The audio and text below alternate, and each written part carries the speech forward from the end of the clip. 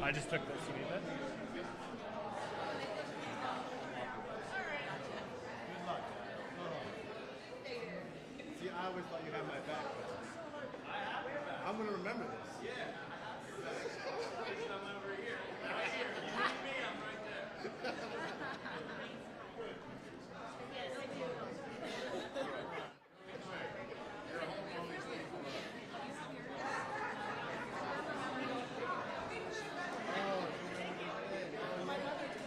All right. Hey, everybody.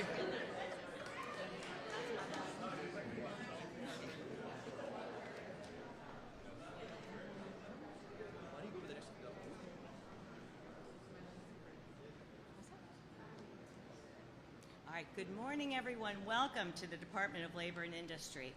It's not every day that we get to have this kind of a celebration for the work that we often do behind the scenes. And I'd like to begin today by thanking the people who work for the Department of Labor and Industry in 67 counties and offices all over the state. The work you do makes a difference, and I want to thank you so much for that work.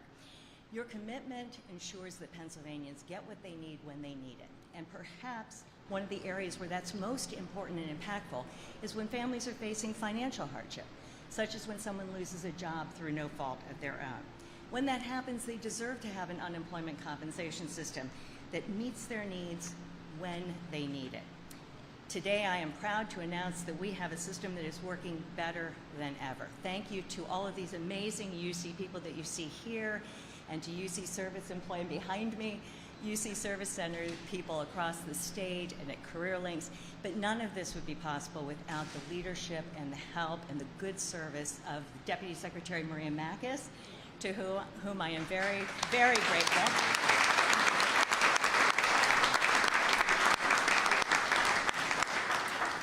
And absolutely none of this would be possible without a governor who made fixing the things that we could fix in the UC service system a priority. In fact, one of his first priorities when he took office. So thank you to Governor Shapiro for everything he did.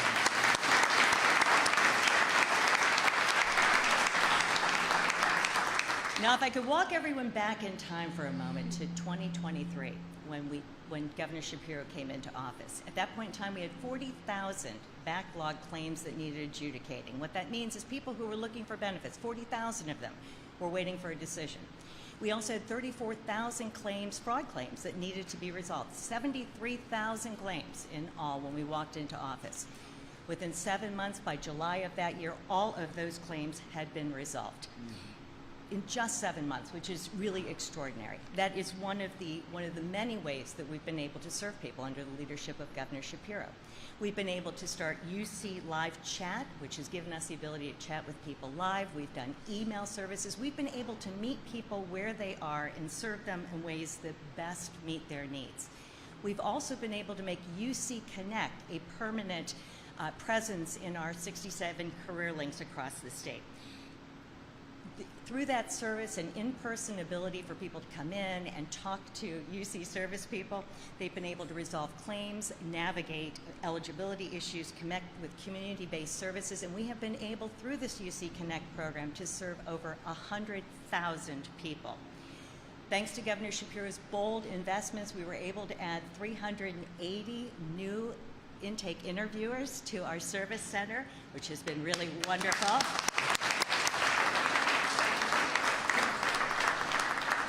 That has given us the ability to boost and improve customer service, and I'm here to announce today we have really improved customer service. Just last week, we were able to hit a 6-year average call wait time low of 9 minutes. 9 minutes, which is incredible.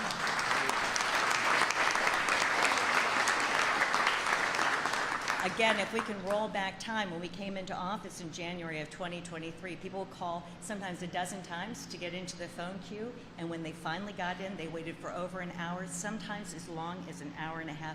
So these are huge improvements.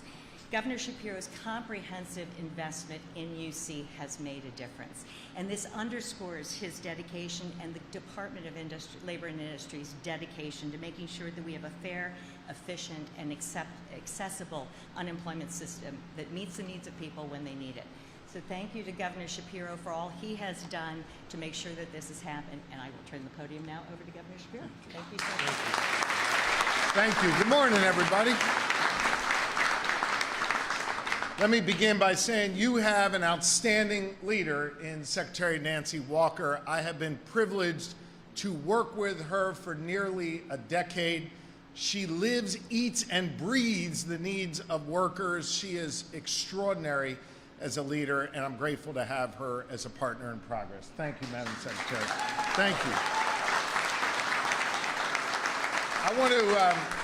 I want to apologize for being a little bit late. It's because I wanted the opportunity to not just be here with the Secretary and our outstanding Deputy Secretary.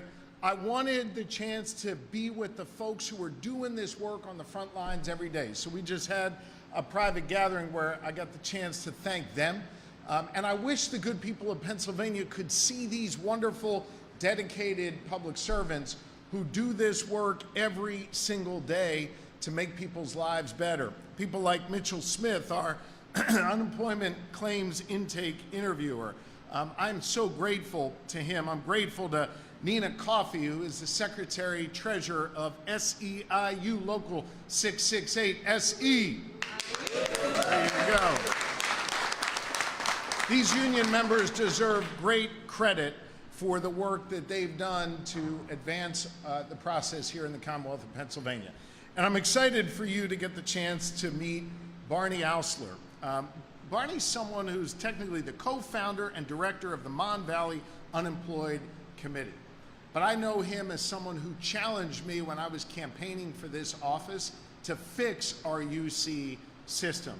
And Barney, that is exactly what we did with your help. Thank you, my friend. Appreciate you. Thank you. Here in Pennsylvania, we stand up for our workers. We stand up for the people that go fight for us every single day, the people who build our communities and the people who support our neighbors. Pennsylvanians work extremely hard. I think we got the best workforce in the entire country, and they deserve a government that works just as hard for them. You know my record as Attorney General, together with then Deputy Attorney General Walker. We created the first ever fair labor section in the Office of Attorney General. Together, we worked to stand up and protect worker rights and hold employers accountable. I'm proud of the fact that we prosecuted the largest Davis-Bacon prevailing wage theft case in the history of the United States of America, and we won and got every worker their money back who had been stolen from. But when Secretary Walker and I moved across the street, our commitment to workers didn't stop. We brought it, and we brought that spirit right here to our administration. In just our first year working together, we launched a joint task force with our neighbors in the East, New Jersey, to fight back against employee misclassification, and it's working. Since then, the Department of Labor and Industry has investigated more than 12,000 complaints of violation to Pennsylvania labor laws, and we've returned over $12.5 million to workers in Pennsylvania who've been screwed. But our commitment to workers doesn't stop there. While our unemployment rate has been below the national average for 27 consecutive months, we need to be there for our workers, not just in these good times, but also when they suffer bad times. When a worker loses their job, it's not only devastating for them, it's devastating for their family, for their entire network. And in the past, our Commonwealth, let's be frank, hasn't always done right by our workers when they're facing that moment of need. When the pandemic hit, our unemployment compensation system failed them. Before I took office, there was a backlog of 40,000 unaddressed unemployment claims from the peak of the pandemic, 40,000. And at the same time, when folks who were in need picked up the phone to call the unemployment compensation office, they had to reach out on average more than 12 times just to get someone on the phone. And then when they got someone on the phone, it often took more than an hour and a half in order to address their problem, if at all. So when I took office, I immediately, and Secretary Walker reminded me it was literally the day after I got sworn in, directed the Secretary and her team to fix the Commonwealth's unemployment compensation mess. And they got to work on day one. You all got to work on day one. And within our first 7 months, we eliminated that backlog of 40,000 cases. It took years for that to build up, and you got rid of it in just 7 months. No more backlog. And then we began slashing wait times for Pennsylvanians who called for UC help. We hired, as the Secretary noted, 380 dedicated intake interviewers to help answer those calls and process those claims. Folks like the incredible state employees who are standing behind me and others who are standing out there. I am so darn proud of these folks who were there for our fellow Pennsylvanians, there for our neighbors who were in need, and they did extraordinary work. They didn't let the backlog, they didn't let the long time make them feel like they couldn't do anything about it. They rolled up their shirt sleeves, they got to work, and they did something about it. You're going to hear from Mitch in a moment. He is one of those workers who did incredible work. We also expanded something known as UC Connect, an initiative to provide in-person help with the UC questions and claims at CareerLink offices across the Commonwealth. We also did something innovative where we installed self-service identity verification kiosks at those CareerLinks to help applicants safely, securely, and quickly verify their identities so they could get what they were entitled to. And we just announced, under the Secretary's leadership, major improvements to our secure live chat option that's available for Pennsylvanians to use 24/7 when they have a question. Listen, when folks are busy doing other things, tending to their kids or work or whatever, they shouldn't only be able to get answers when you guys are physically here at work. They should be able to get answers 24/7. And now, thanks to this innovative live chat option, they can do just that. And now, because of all of this hard work, we now have the lowest call wait time in more than 6 years. We should be incredibly proud of that, and I'm incredibly proud of all of you. We had the highest wait time ever recorded the day Secretary Walker and I took the oath of office. And now, standing here, we have one of the lowest. Now you can reach out and get an answer from someone at L&I in less than 10 minutes. We're responding to unemployment compensation emails within 24 hours. You're getting a next day response. And more than 106,000 Pennsylvanians have gotten help directly through UC Connect. When Pennsylvanians are unexpectedly out of work, they don't need another roadblock, they need some help.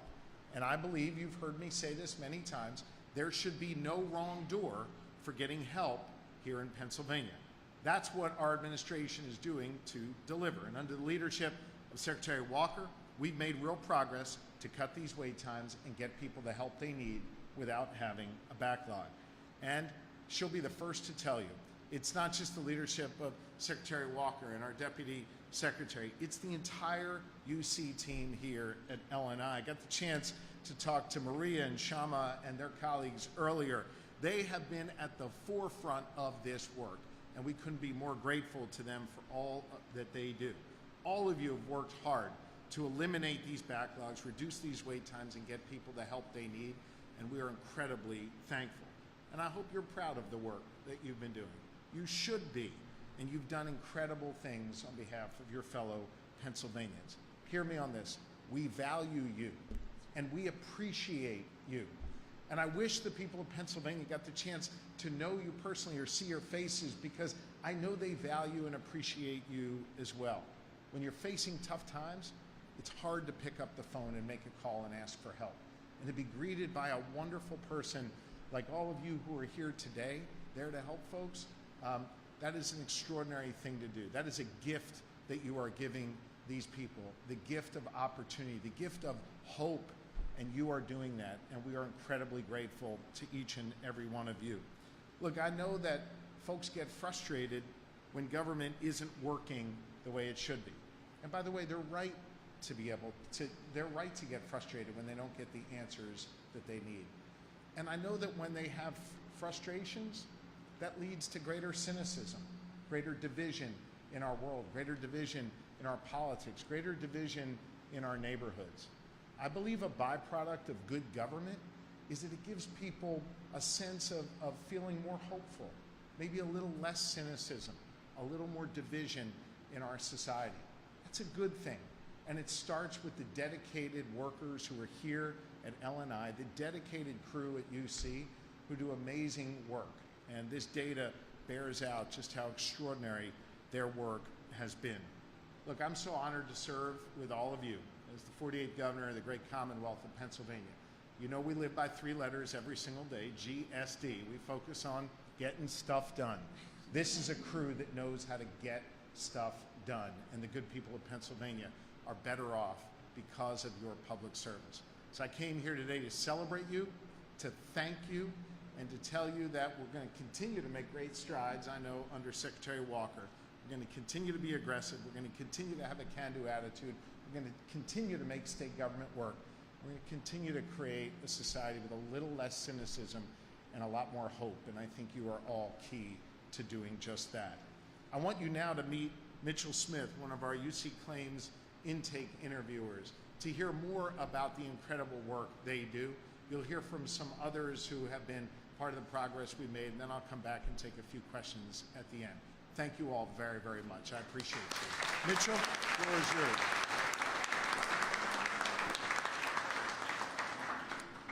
Thank you, Governor Shapiro, and good morning, everyone. My name is Mitch, and I am a claims intake interviewer. In other words, there is a chance that I am one of the ones who answers the phone when you call into the Unemployment Service Center. I help people open their claims, answer questions, and help with additional issues that may arise. I also answer emails and chats, and as you heard the Governor and Secretary mention moments ago, my colleagues and I have been working tirelessly to improve the customer experience for Pennsylvanians when they call in. I am proud of the success that we have achieved. For many who call us, they have never interacted with the UC system before, and it can be overwhelming. But we are here to help and to reassure them that they have a supportive, helpful ally as they try to navigate after losing their jobs. I've been doing this job for almost 2 years and recently started working on the monetary team a few months ago, 2 days a week. And the monetary team is responsible for adding out-of-state wages, federal wages, military wages, and then researching any missing wages that claimants might have. And that's part of a determination process that all claims go through for eligibility. Because of the great improvements that we've made across the UC system, we get fewer calls, and when we have fewer calls, that gives me and my coworkers extra time to come off the phones and work on other processes like determinations that need to be completed on these claims. It leads to our ultimate goal of expedited completion times all around. I look forward to continued enhancements that will make our processes even more streamlined. And thank you all for being here today. I would now like to introduce you to Barney Auersler, who is from the Mon Valley Unemployed Committee.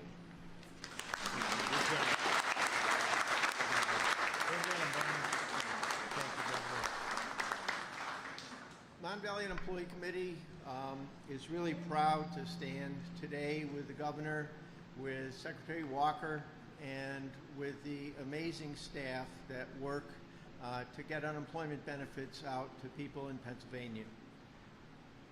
Today we're marking an important step in progress, but it has been now a very important 2.5 years of progress that this administration has been able to make in getting unemployment benefits out to people. So this pandemic made it almost impossible for folks to get the benefits. At one point, near the end of the previous administration, there were 325,000 people who'd waited more than 6 months to get their unemployment benefits. And so, of course, we went to the streets, and many, many unemployed people joined us. As the governor said, we approached him when he declared that he was going to run for governor to make sure that he understood how critical this was and how major the problem was. Of course, we'd had access to the Deputy Attorney General that the governor assigned to help unemployed people, because unemployed people called every office they could find in the state government trying to find out how to get to the unemployment system. And so we really do feel that not just the Mon Valley Employee Committee, but Philadelphia Unemployment Project, the Philadelphia Legal Assistance, Community Legal Services, labor leaders, and community organizations are really understand the struggle of people when they lose their jobs and really appreciate the leadership of this administration. When we brought the failing unemployment system to the governor's administration, the governor and his administration listened, and they responded with action, and today marks one of those results. They are making it happen. So I just, I have a lot more stuff. I write too long. But, you know, the other things that Secretary Walker mentioned, for example, it has been decades since people who really can't convey their problems by even telephone, to say nothing of trying to work online. So many people couldn't get their benefits because they needed to talk to somebody. And the commitment to have in-person services available through every career link in the state has really been a remarkable change for people really challenged by technology, even including a telephone. They got to come in and they got to show somebody that piece of paper and try to understand what it means to them. So Mon Valley Employee Committee and our sister organization, the Philadelphia Unemployment Project, look forward to continuing our collaboration with this administration to make the UC system even more useful to unemployed Pennsylvanians. Thank you. And now I'd like to introduce someone from one of our favorite unions that represents many of the workers in the unemployment system. And in fact, we really do depend upon the leadership of the union to fight for you guys, because that helps our folks get what they need to remake their lives. So I'd like to introduce Nina Kofi.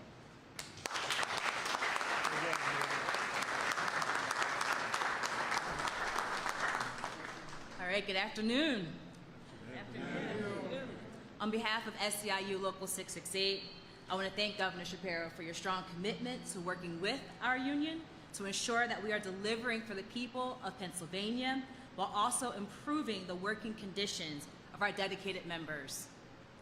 Over the years, our members have pressed forward through funding cuts, through furloughs, and through a pandemic. They remain committed today because they care. They are strong union workers who have never wavered in their service to Pennsylvanians, and they will continue to stand with Pennsylvania's workers through thick and thin in the years ahead, knowing we have a governor like you who stands on the side of workers and encourages all of us. Unlike many other states, Pennsylvania made a very different choice when it came to its unemployment compensation workforce. Rather than cutting jobs and salaries, the Commonwealth invested. And that investment led to proper training for UC workers, prioritizing securing the tools and the resources that they need to be able to actually effectively do their jobs. During the pandemic, we hired staff necessary to respond to an unprecedented crisis. But what is equally important is that those workers were retained. And today, their experience and their commitment continue to benefit Pennsylvania, and we see the results in a stronger and more efficient system. That partnership between the governor and our union has led directly to a better experience for claimants, a workforce that feels supported, and a state that is stronger because of it. This is what happens when we put people first and we invest and public service workers. So when we do that, y'all, everybody wins. I'm going to kick it back to the governor. Thank you. Thank you, Nina. Before I take some questions, I just want to make sure I put an exclamation point on what Nina said. This is what happens when you invest in a workforce, and then a workforce invests back into the good people of Pennsylvania.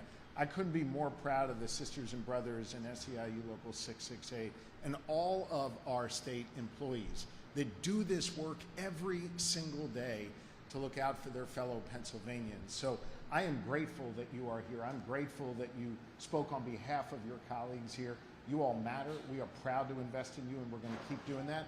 And we know you're going to keep investing in Pennsylvania. So thank you very, very much. We appreciate you.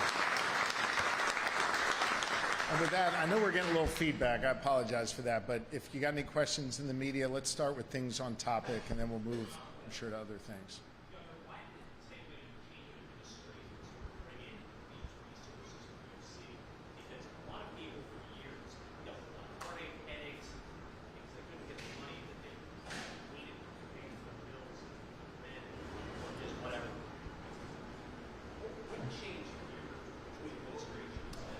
Look, I think the Wolf administration was really well-intentioned. I don't think that they set out to have a backlog or to have these long wait times.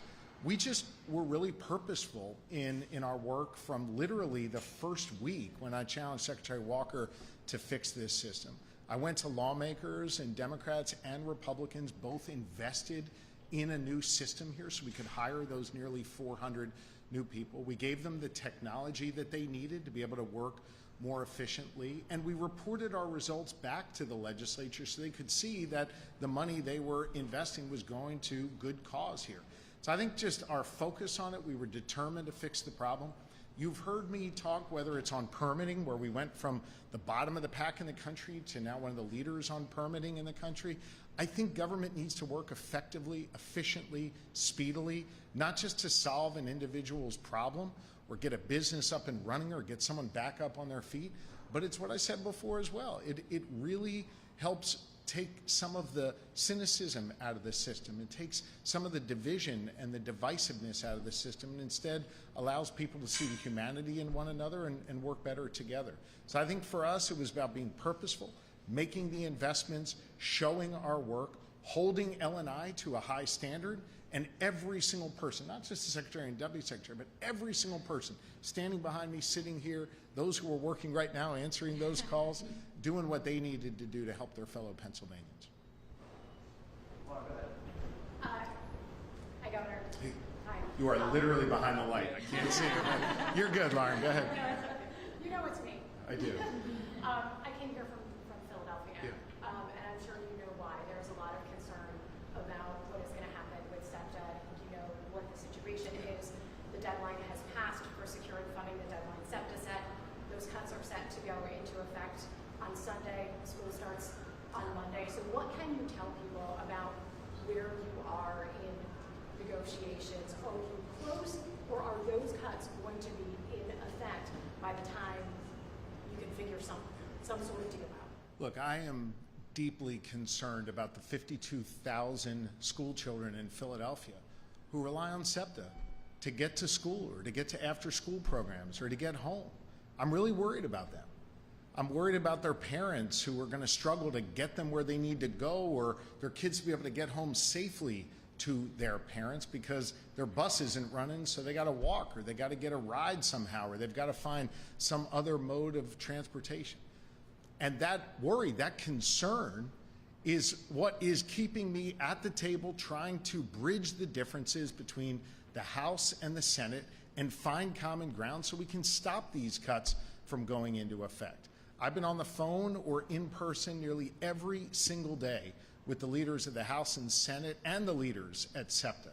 And I think we've successfully been able to bridge some of the divides that exist between the two sides. But now's a moment where both sides need to make some tough choices. Compromise is hard, especially in a polarized environment that we find ourselves in. And so the House and the Senate need to compromise. They got to make tough choices. And they got to remember this isn't just some political game here in Harrisburg. This is about those 52,000 kids. It's about their parents. It's about the folks that need to get to work. And this is not just a problem in Philadelphia. This is a challenge all across Pennsylvania. Wherever you're riding a bus, wherever a senior is getting on a ride chair, wherever someone's getting on a trolley or a train or a subway, this is serious stuff. So for my part, I'm going to continue to try and bring the Republican leaders in the Senate, the Democratic leaders in the House together to come up with a solution here prior to these cuts going into effect. And I'm working tirelessly to try and find that common ground and get this done. Did the legislation last week, either in the House or the Senate, did it get you any closer?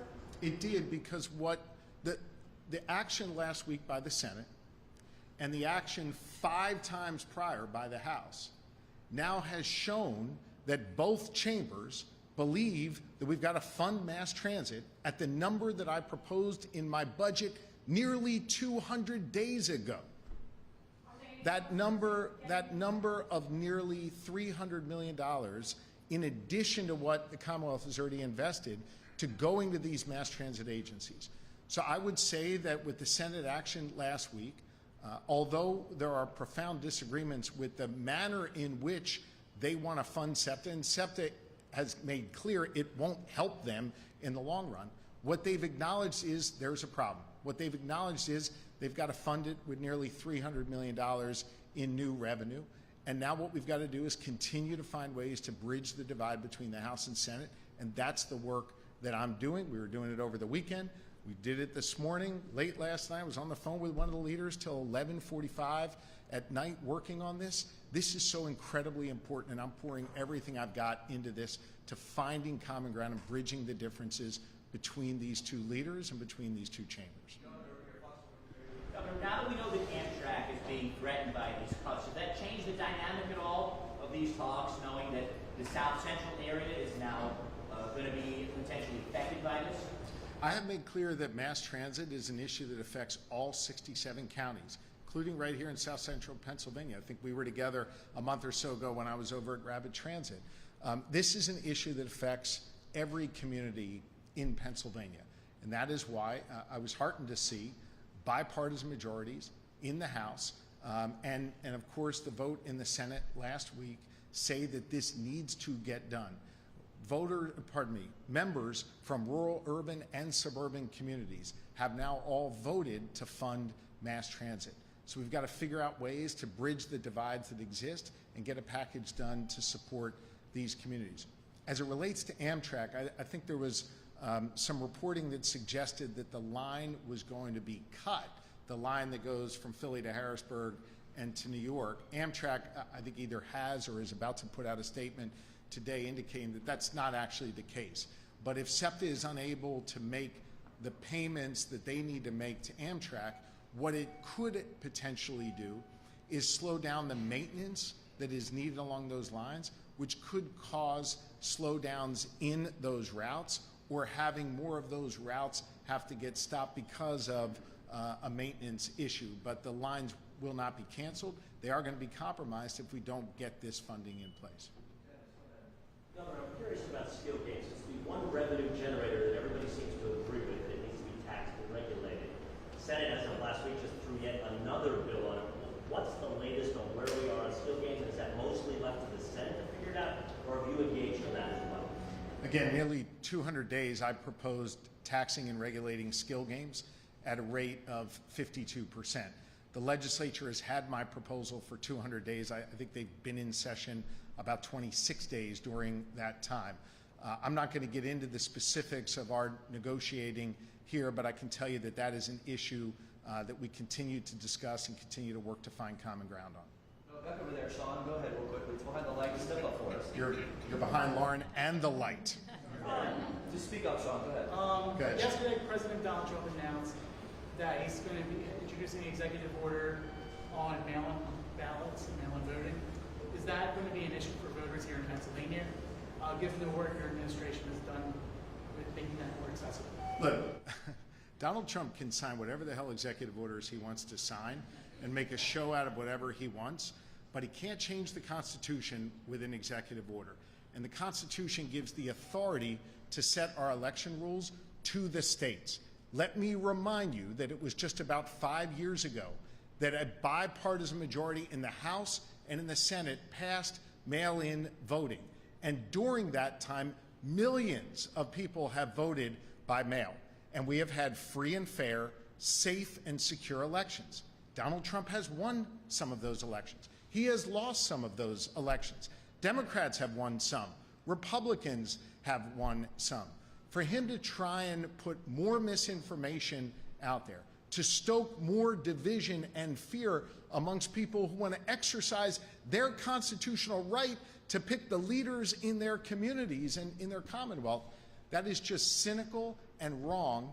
And Donald Trump can sign whatever executive order he wants. It will have absolutely no bearing on our elections here in Pennsylvania. And we will once again have free and fair, safe and secure elections led by Republican and Democratic clerks of elections in each of our 67 counties. People will be able to vote by mail, or people will be able to vote in person.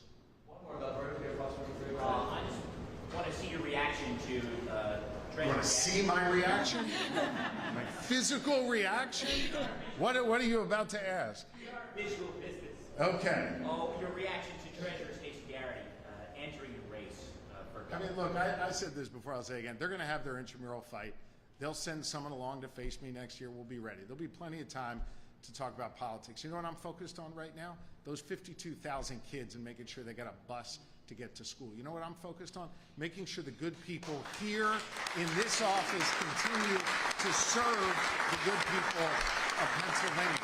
Continuing to invest in public education. We've hired 1,500 more cops across Pennsylvania. I want to hire more.